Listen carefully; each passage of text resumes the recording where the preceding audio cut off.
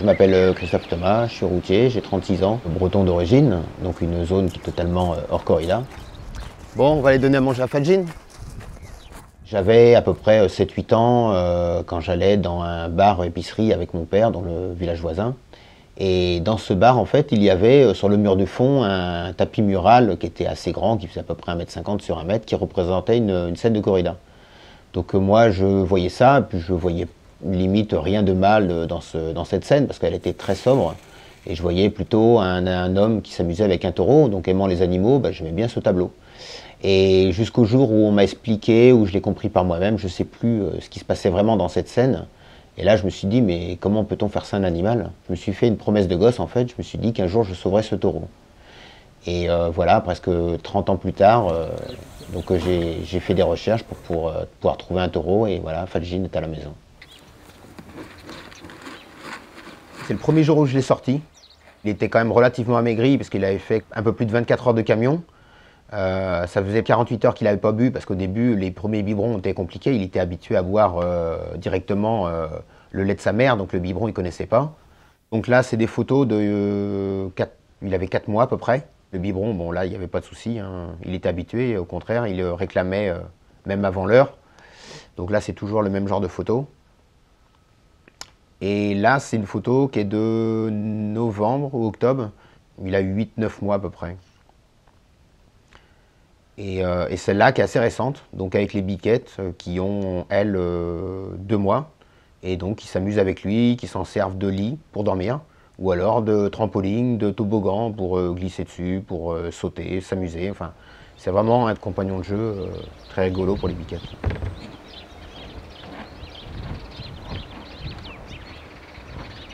Il a vécu pendant un peu plus d'1 mois dans le troupeau. Donc un troupeau de près de 400 animaux, donc avec fuite pour le moindre danger et tout. Et la relation a évolué. Donc j'ai pu l'approcher, par exemple, quand il était couché, sans qu'il se lève, alors qu'avant, dès qu'il m'entendait, il se levait, je ne pouvais même pas le voir couché dans l'endroit où il aimait, dans son étable. Plus tard, j'ai réussi à l'approcher et le toucher, alors qu'il était toujours couché, il ne s'était toujours pas levé. Et le moment ultime, et je pense que c'est là vraiment qu'il a eu confiance, et moi je me suis dit aussi qu'il a confiance en moi, c'est quand un jour j'étais avec lui dans le champ, je le brossais, et alors que je le brossais, il s'est couché.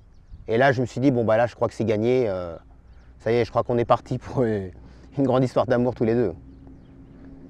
Et puis maintenant, vu comment il se comporte, je crois que là, il n'y a plus de questions à se poser, hein.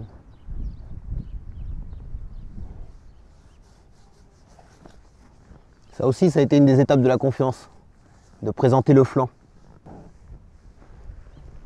Et ça n'a pas été facile.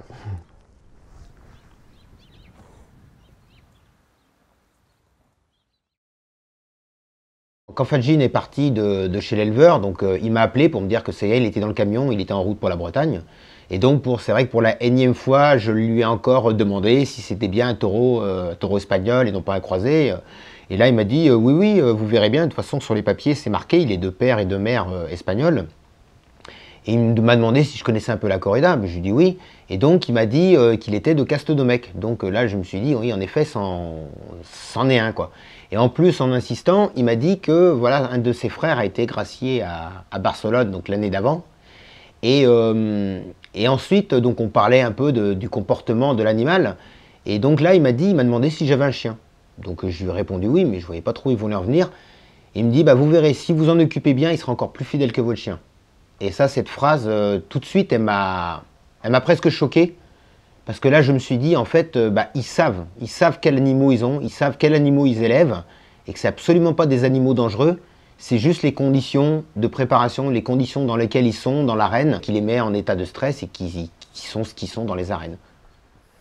Alors là, on va montrer un peu ce qu'utilisent les toreros dans les arènes, que beaucoup de gens ne connaissent pas. En fait, la latence qu'il y a entre le regard et ce qu'envoie le cerveau en fait aux pattes pour éventuellement un changement de direction. Sur un taureau, il y a une latence qui est à peu près de quasiment une demi-seconde. Il suffit au bon moment, quand il charge, en fonction de la distance, de faire juste un mouvement vers la droite et tout de suite partir sur la gauche. Et en fait, quand on est déjà en train de partir sur la gauche, le taureau il va simplement sur la droite. Donc en fait, il y a toujours un mouvement de latence comme ça entre ce qu'il voit et ce qu'il fait, le mouvement qu'il fait. Et les toreros jouent là-dessus. Ils jouent simplement sur le comportement de l'animal. c'est pas du tout une question d'être un héros ou pas, c'est simplement connaître l'animal par cœur et jouer sur le comportement avoir le public qu'il a et qui croit que voilà, le torero a fait un mouvement de passe et autres, alors qu'en fin de compte, il n'a rien fait du tout. Il a joué sur ce problème qu'ont les bovins. Quand les toreros les font tourner autour d'eux, bon bah c'est pareil, il n'y a absolument aucun héroïsme là-dedans. Ils connaissent la souplesse des taureaux et ils savent très bien qu'en étant à une certaine distance du corps de l'animal, en les guidant avec la muleta, ils n'auront absolument aucun risque. La corrida, c'est comme un tour de magie. On nous fait croire que, alors que tout est faux. Donc en fait, tout est bidon, ils bluffent le public, ils bluffent même les aficionados qui croient ce qu'on leur a inculqué depuis tout petit.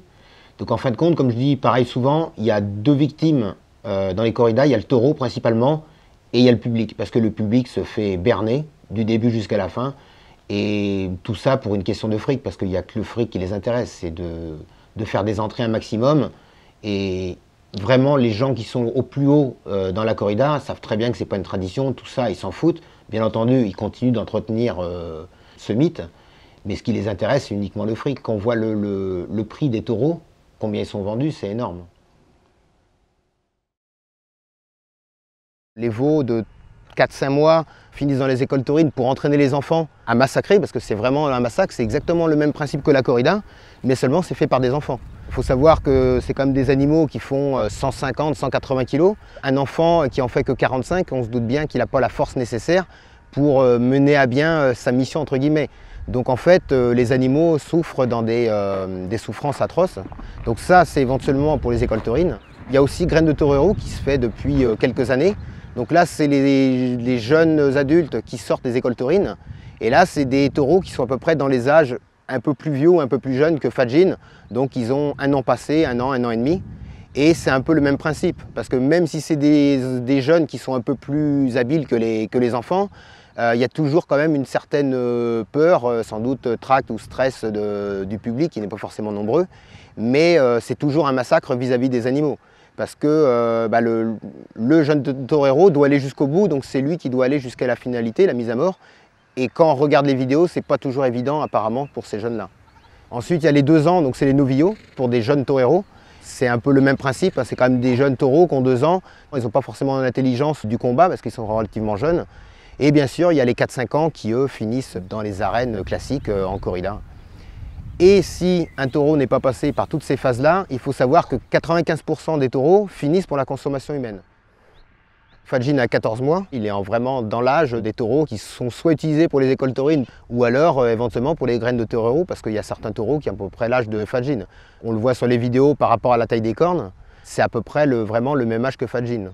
Donc quand on voit comment ils se comportent, on se doute bien que les taureaux qui sont utilisés dans les arènes pour graines de torero par exemple sont complètement perdus, quoi.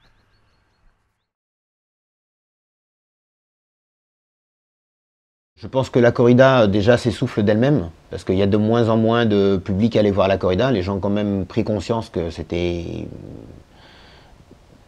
pas vraiment intéressant et le taureau souffrait et on ne pouvait pas faire de la barbarie un spectacle. Les choses évoluent. Déjà l'année dernière, il y a la Catalogne qui a aboli la corrida. En France, il y a Fréjus, donc une ville qui n'est pas anodine quand même. Je pense qu'il y en aura d'autres qui vont suivre le pas. C'est juste une question de temps. Et je pense qu'au moins en France, déjà, on pourrait arrêter la corrida assez rapidement. Parce que les choses peuvent évoluer très rapidement, plus vite qu'on ne pense parfois. Pourquoi un taureau charge dans l'arène? C'est parce qu'il n'a aucun moyen de faire ce que fait l'animal dans la nature ou dans une grande prairie. C'est-à-dire l'arène, c'est beaucoup trop petit pour lui pour pouvoir s'échapper ou se mettre dans un lieu de sécurité. Donc la seule solution, c'est de charger. Et lui, Fadjin, la seule solution, c'est faire des câlins. Moi, je vais apporter une autre image de cet animal. Donc, comme en plus j'ai Fadjin, autant en profiter et montrer que le taureau de corrida n'est pas un animal agressif, sauvage, et que ça peut être un animal tout à fait agréable à vivre et absolument pas dangereux. Donc, il fallait que je fasse quelque chose de plus personnellement, donc voilà, pour soulager ma conscience. Mais je pense qu'il y avait aussi une démarche derrière vis-à-vis de la lutte. vis-à-vis des anti-corridas particuliers et aussi vis-à-vis des anti-corridas sur le terrain. Ça a apporté énormément aux gens parce que j'ai énormément de retours sur le site donc, que j'ai créé pour Fadjin. Et j'ai énormément de messages de soutien, de messages positifs. Et c'est pour ça que j'ai créé aussi ce site pour faire partager les mêmes moments de bonheur que je peux avoir avec Fadjin. Donc les faire partager par l'histoire de Fadjin, donc avec le petit journal, par des vidéos que je mets régulièrement et des photos. Et en même temps, Fadjin est visible 24 heures sur 24 avec un système de caméra qui est pilotable par chacun. Parce qu'après tout, il n'y a rien à cacher, donc autant le mettre en vidéo et que tout le monde puisse le voir. Je prépare un périple de 3 semaines avec lui. Là. On va partir au mois de juin, donc faire un tour de Bretagne, faire les villes principales, avec dans chaque ville, les week-ends, une conférence en expliquant ce que c'est que réellement la corrida et non pas ce qu'on nous montre. Ce qu'on nous montre dans les médias, qui est une image quand même assez édulcorée sur le principe de la tradition, etc. Alors qu'en fait, c'est quand même affreux la corrida. Et surtout, puisque j'ai le taureau, expliquer aux gens ce que c'est que le taureau de corrida. Et donc c'est pas du tout un monstre, un animal sauvage, comme certaines personnes veulent nous le faire croire. Et que c'est un animal qui est tout à fait pacifiste, un herbivore en premier lieu. Donc il n'y a absolument aucun risque s'il est élevé dans des conditions dites normales.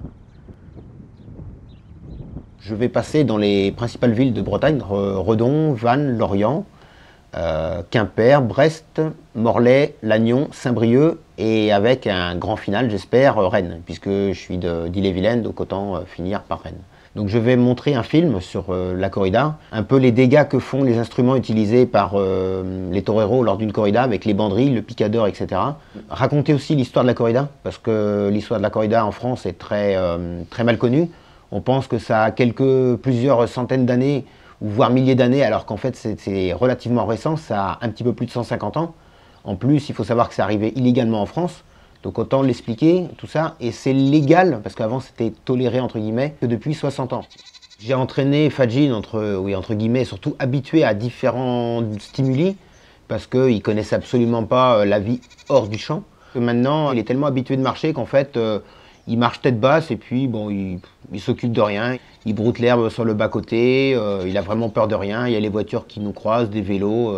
Donc normalement, on devrait passer 3 semaines, 24 heures sur 24 ensemble, parce qu'on va dormir dans la même chambre. Parce que je me suis prévu un lit dans la caisse du camion pour dormir avec lui, en espérant qu'il ne s'invite pas dans mon lit, qu'il reste bien de son côté. Et donc voilà, ouais, je pense qu'on est prêt. Moi en tout cas, je suis prêt, j'ai hâte. Et j'ai vraiment confiance en Fadjin et je pense que ça va vraiment bien se passer, quoi.